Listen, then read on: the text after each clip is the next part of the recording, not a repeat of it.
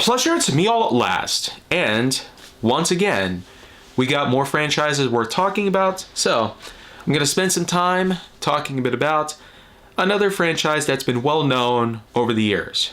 Rocky Balboa, or just Rocky in this case. So what do I have to say about Rocky? Well, first of all, Sylvester Stallone. His many challenges that he has to overcome.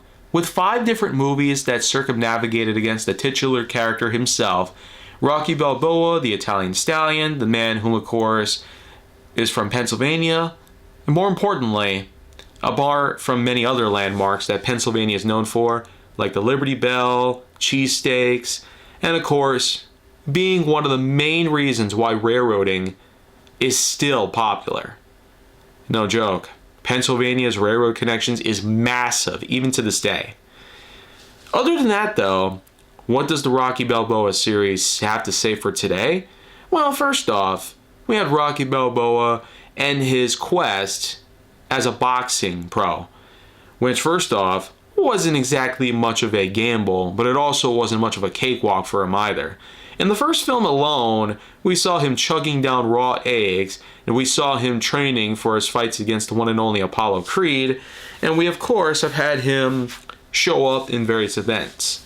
While I can't say very much about the films entirely since I haven't watched most of them, in full at least, I can at least give you the generalized observation on the fact that he has had a lot of fights against many characters over the years.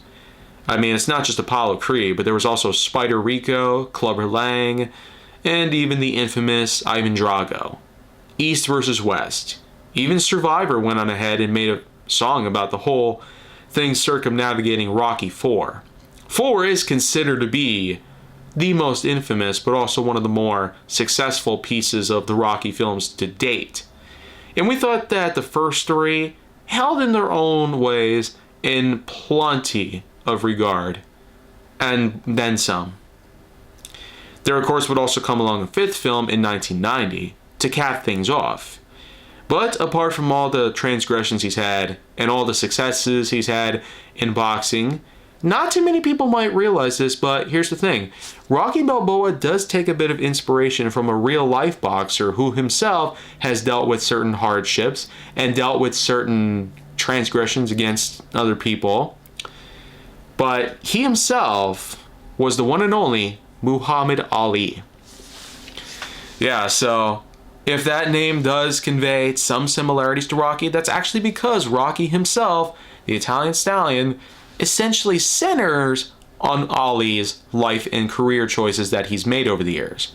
He, of course, was born a black man in the United States, changed his name to Muhammad Ali as a means of being converted to Islam, and more so, wanting to ditch his slave name as he regarded his old name as. His birth name, of course, was more oriented with the States, but with his new name now being focused on the Middle East, as he, like some people I've known, we see Islamics as a means of change and a certain rite of passage, with a lot of culture in mind just the same.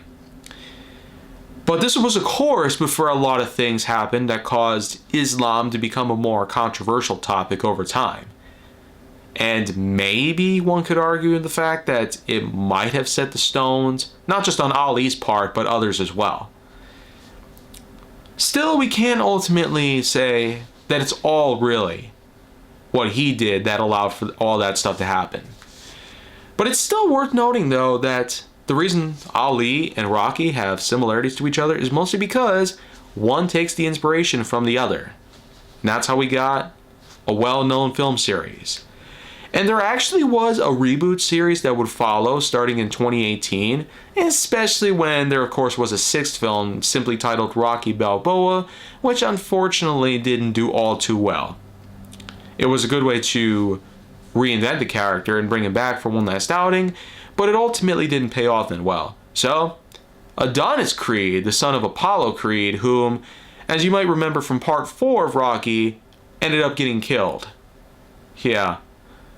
As brutal as that was, and that beatdown by Ivan Drago, you could just hope to see what the Creed trilogy shows up. Because in 2015 and 2018, And then finally, in 2023, the Creed trilogy would carry on the legacy of Mr. Creed himself when his son Adonis not only grows up fully, but also gives us a full idea of what the future truly holds for a potential successor to the likes of Rocky Balboa as a whole. Now, I haven't seen much of those films either, though I did see part 3 in theaters.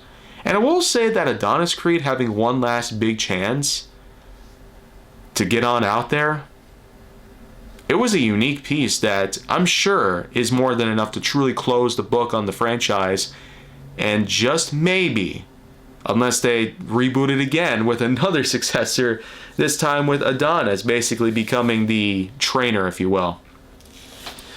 It's still important to note that we'll always look back on these films knowing that it had a memorable soundtrack, a unique way to kick off Sylvester Stallone's massive filming career as an actor, but most importantly, this was about a man whom was very special, unlike most others, whom were more stereotypical and generic.